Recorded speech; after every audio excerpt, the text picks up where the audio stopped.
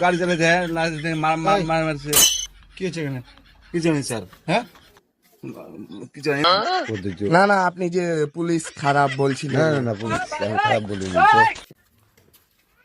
এই ভাই, এদিকে আসেন তো, কথা আছে আপনার সাথে। আমি সাংবাদিক, হ্যাঁ। জি।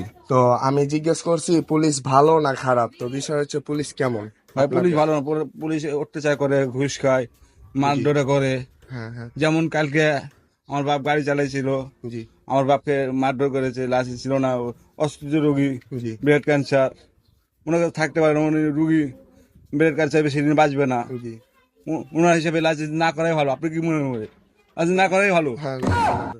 ওনার গাড়ি চালাতে লাইসেন্স মারছে। কি হয়েছে এখানে? কিছু নেই স্যার, হ্যাঁ, কিছু নেই। এমনি সাংবাদিক জিজ্ঞাসা ছিল।